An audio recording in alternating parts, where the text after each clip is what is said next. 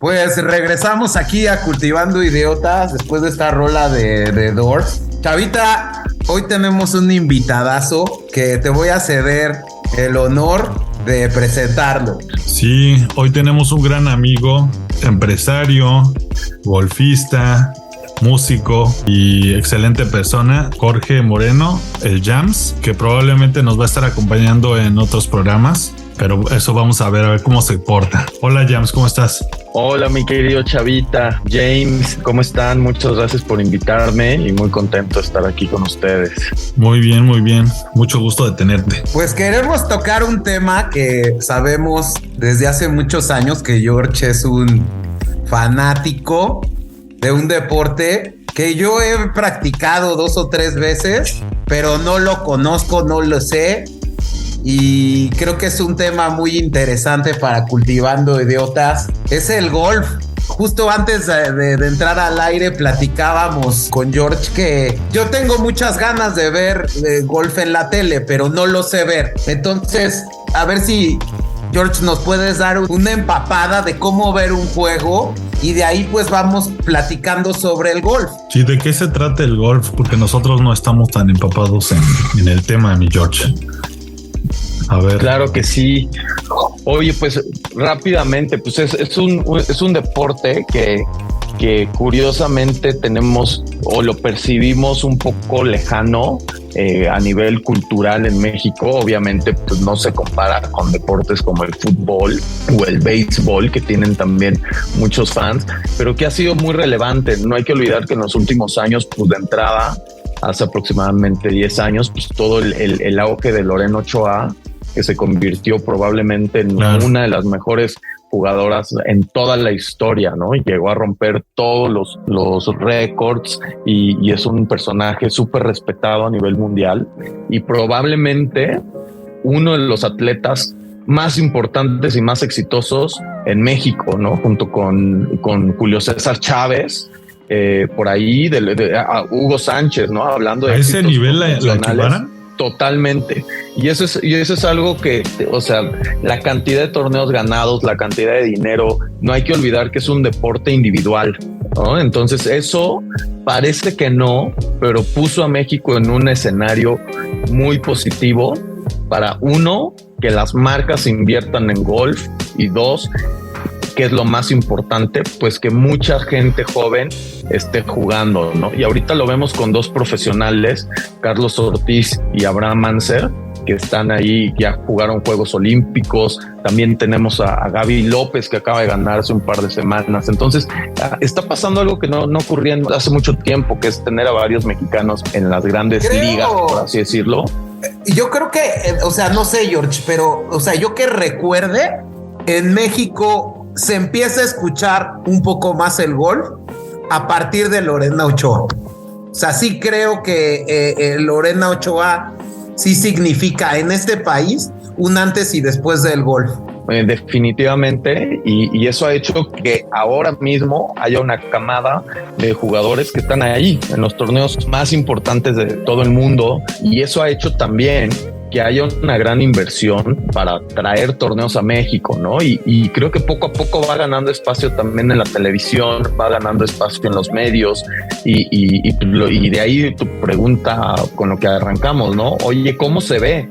Porque ya no es un deporte que sea muy complicado de ver, ya cualquier fin de semana pues, estás haciendo zapping por ahí y te lo encuentras, ¿no? Y te encuentras mexicanos de mucho ruido y bueno, eso ha sido importante, pero sin duda Lorena Ochoa fue un antes y un después, sin temor a equivocarme. Yo creo que top 3, top 5 de los atletas más importantes en México en la historia. Órale. Wow, o sea, la verdad eso... O sea, creo que sí se queda como un punto que yo la verdad desconocía. O sea, sí sabía que Lorena Ochoa era grande, que era de Guadalajara. O sea, sí yo la vi muchas veces en los medios, ¿no?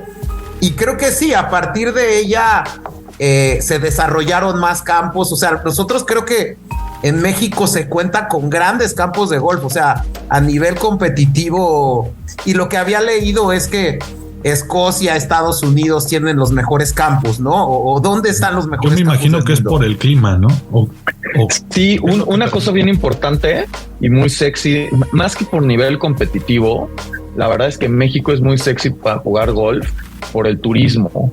Lo que decía Salvador, Chavita, es muy importante. El clima es fenomenal. O sea, si tú vives en Chicago, si vives en Inglaterra, en el norte sobre todo, si vives en Europa en general, a estas alturas del año, pues ya no hay golf. Ya estás jugando tus últimas rondas con sudaderas, doble calceta y pues la bendición, porque son unos vientos y unos fríos tremendos, ¿no? Y una gran ventaja pues es eso, ¿no? Que México tiene un clima bastante constante y de hecho varios profesionales vienen a México y hacen residencias. Obviamente el tema de turismo es fenomenal, ¿no? O sea, todo lo que es obviamente campos de Los Cabos. Oye, Jams, por ejemplo, ¿cuántos campos de golf tiene México que sí son como utilizados para torneos así de nivel top? ¿Los has visitado? Muy poco. No, muy pocos. La verdad es que hacer un campo con las condiciones profesionales es muy difícil. ¿Por qué? Porque cada vez se ha desarrollado más el deporte y cada vez necesitan, cada vez los jugadores le pegan más lejos. Entonces, por ejemplo, campos clásicos como el Chapultepec, el Churubusco, el México, que están dentro de la Ciudad de México en un espacio cerrado donde no puedes crecer porque pues ya después del campo ya hay calles y edificios, pues eso se convierte en un poquito en obsoletos para torneos de grandes ligas, ¿no? Por así decirlo, de la PGA o del LIV, etcétera. Pero obviamente estos campos de lo que hablábamos de Cabos, campos en Vallarta, campos en Tulum, bueno, en la zona de Riviera Maya, especialmente en Mayacoba. Exacto, en el Camaleón, esos son los que reciben los torneos internacionales, pero pues esos son campos, son campos de $300, $400 jugadita, ¿no? O sea, son campos en estados óptimos para torneos y que son muy, muy sexys para el turismo, ¿no? Y por ejemplo, en México, si un joven quiere empezar a jugar golf, ¿cuánto requiere de inversión mensual, por ejemplo? Ya, no, digamos, en un campo normal o digamos de principiante. No, la verdad es que sí es una inversión muy alta en México y sí cumple con esta idea que tenemos de que el golf es un deporte de élite, ¿no? De que es un deporte para gente con capacidad económica alta.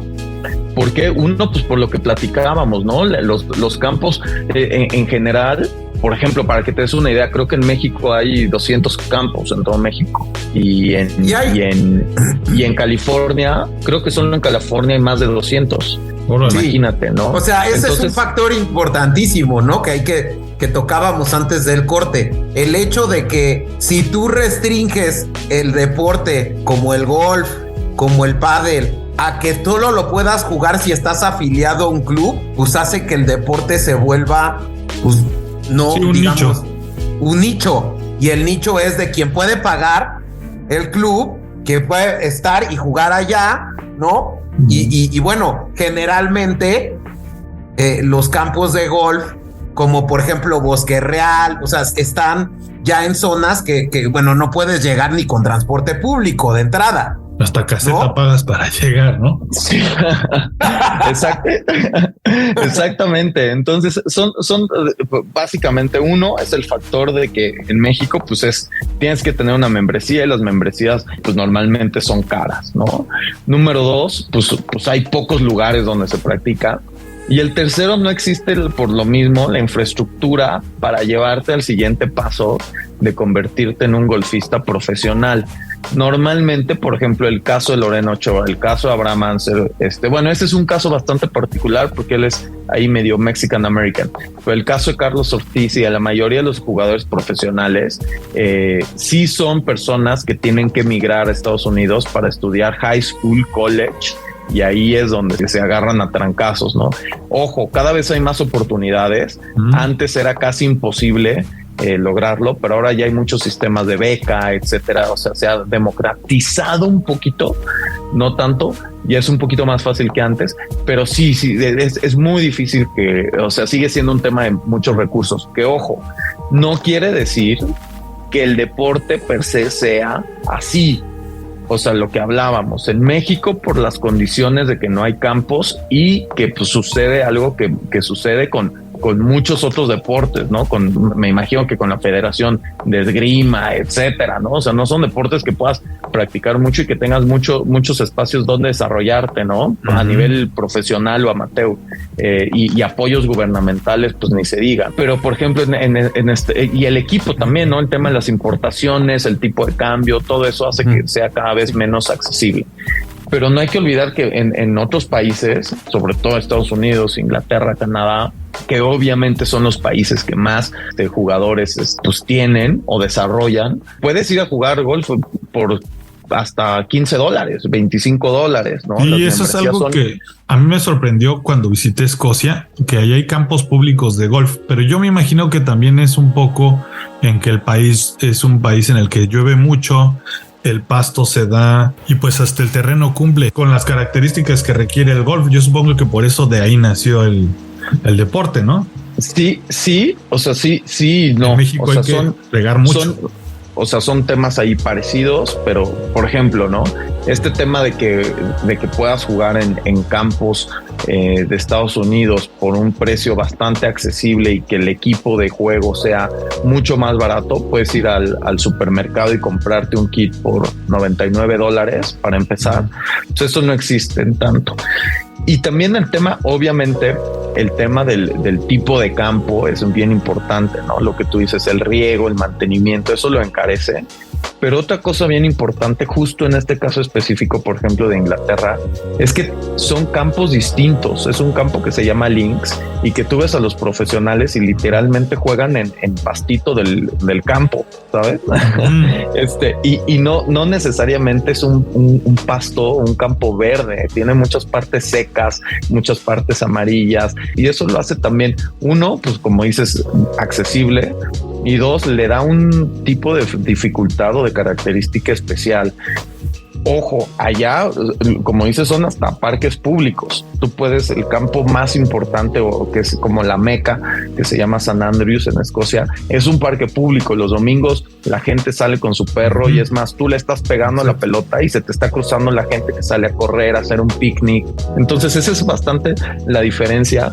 Y ojo, no es que sea un deporte caro, es que la infraestructura en México hace que sea cara, pero sin problemas podría ser un deporte más democrático como lo es en otros países. Por cierto, yo creo que también el mexicano que juega golf está mal acostumbrado, porque la otra vez platicaba con un amigo y me decía, a ver, cuando vas a jugar a Estados Unidos, no hay que tienes un caddy que puedes llevar que lleva tus palos. No. En Estados Unidos, si quieres un caddy, te cuesta muchísima lana. O sea, generalmente incluso ahorita ya están sacando como Segways para recorrer los campos.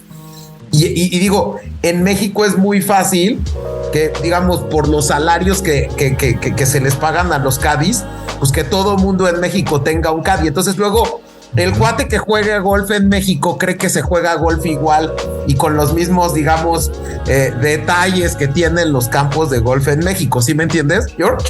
Sí, y qué buen punto que tocas. O sea, eso habla también de cómo se tropicaliza y cómo se entiende el deporte en México, ¿no? Justo este modelo en el que es mucho más, pues es un deporte de élite, ¿no? Pues sí. Tiene servidumbre y todo. Pues casi. Sí, lo que pasa es que en México el caddy, pues es un cuate que te carga los bastones y le puedes decir, oye, vete por la cerveza. Hasta te dicen, ¿qué pasó, patrón? Voy con mi patrón. O sea, si hay un tema ahí importante. Y por lo mismo que hablábamos, ¿no? En Estados Unidos, eso que tú dices, normalmente los caddies son gente muy experimentada. Normalmente son, por ejemplo, chicos de college. Son cuates que juegan muy, muy bien y que necesitan un ingreso adicional el fin de semana y que te van a cargar la bolsa y que te van a dar los mejores tips, pero ni por aquí te puede pasar que le digas, oye, lánzate por unos refrescos, cabrón. No, exacto. Oye, se me olvidó no sé qué en el vestidor, lánzate por él. Y que luego, por ejemplo, o sea, me platicabas una vez que incluso juegan mejor que tú. Sí, Incluso te es lo dan que te digo. tips. Sí, pues son cuates de college que muchas veces hasta son Division One que necesitan lana adicional, ¿no? Ojo, te cuesta $120 un caddy. Entonces, esa es una gran diferencia. Es un cuate que sí te va a ayudar en el campo, que sí te va a decir cómo se juega, porque el caddy va más allá. El caddy es una figura bastante curiosa, bastante... Nos cambia de lugar en lugar. Sí, y de persona en persona. De hecho, es una figura ahí bastante curiosa y ha habido hasta la discusión de si un caddy debería recibir medalla en las Olimpiadas, ¿no? Pero porque genuinamente hay caddies que leen y estudian los campos, ¿no? Que te pueden dar clases, que pueden jugar hasta mejor que tú. Hay jugadores profesionales, me voy un poco a los extremos, a los profesionales, que creo que es el ejemplo más interesante. Pues hay jugadores que llevan a su familia, ¿no? A un hermano, a un coach, a su papá. ¿Por qué? Porque más que el apoyo técnico, están buscando un apoyo moral en el campo. Y luego están aquellas personas que sí dicen, oye, pues yo nada más necesito una persona que me cargue la bolsa, me limpie los bastones y listo. Entonces, y por ejemplo, Tiger Woods sería Tiger Woods sin su caddy, o entran caddies en los torneos. ¿Cómo está eso? Yo no conozco justo ese formato. Sí, y sí juegan un papel muy importante. De hecho, el caddy de Tiger es bastante polémico, porque es un deporte bastante solitario. Juegas tú y solo puedes hablar con tu caddy y durante 4 horas que dura tu ronda solo puedes hablar con él a nivel profesional. Vamos. A ver, justo ese tema. A ver, yo quiero poner ESPN y ver un partido de golf. ¿En qué nos fijamos? ¿Cuántos jugadores pueden jugar al mismo tiempo, por ejemplo? A ver, bueno, pero es que estamos dejando ahí varias preguntas inconclusas. Pero a ver, entonces, lo importante que tenemos que entender es que es un deporte donde no gana, a diferencia de otros, de la mayoría de juegos de pelota, no gana la persona que haga más puntos. Es todo lo contrario, es la persona que haga menos. Y algo bastante interesante es que es un deporte, y creo que también es de los pocos, si no es que es el único, donde la persona con la que juegas técnicamente y oficialmente no es tu rival. El rival es el campo. Entonces todos los campos tienen un número de golpes que normalmente es 72 y te dicen, oye Salvador, pues tú tienes que hacer este campo, el recorrido, tienes que meter la pelota en 18 hoyos y en total tienes que meter la pelota en el hoyito, en cada hoyo son 18 hoyos y en total tienes que hacer 72 golpes o menos. Entonces ahí empieza la cuenta, ¿no? Hoyo 1, hoyo 2, hoyo 3, cada hoyo tiene un número de par, ese es el famoso par. Entonces el par del campo, el famoso par del campo es 72 normalmente, hay unos que son 71, la mayoría son 72 y cada hoyo tiene un par que te dice básicamente, en este hoyo tienes que hacer, es el par 3, o sea, de 3 golpes la tienes que meter, es un hoyo pequeño, corto, un hoyo medianito, es un par 4, tienes 4 golpes para meter la pelota y un par 5, que idealmente quiere decir que en 5 golpes tienes que meter la pelota. La suma de 18 hoyos en esta mezcla de pares, pues te da 72 y por eso vemos en los torneos, cuando tú ves un jugador de golf en la tele que dice -2, -3, más 8, más 5. Entonces eso quiere decir que del 72, si dice más 5, pues lleva 77 o cerró con 77. Si lleva -3, pues quiere decir que logró 69. Entonces eso es una parte importante, ¿no? La pelota, lo básico, tiene que entrar mediante el golpe de un bastón en un hoyo, en el número de golpes que dice. Entonces si se fijan en la tele siempre va a decir hoyo 16, par, y tiene un numerito que es 3, 4 o 5. Ah, perfecto.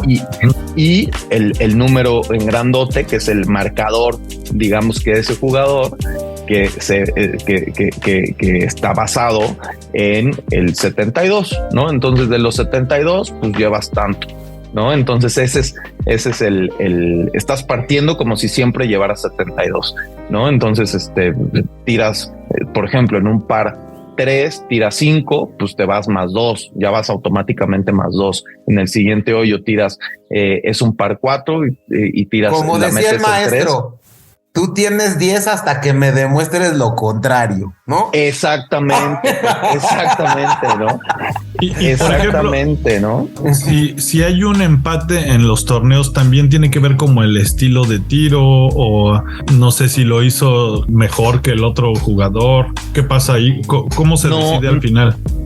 Se deciden, es un shootout, es algo que se llama playoff, y básicamente juegan un hoyo los dos, y el primero y el que haga menos en ese hoyo se lleva el torneo.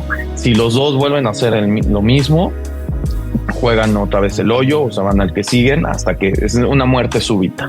Entonces así es como se define. Pero esas son las reglas básicas, ¿no?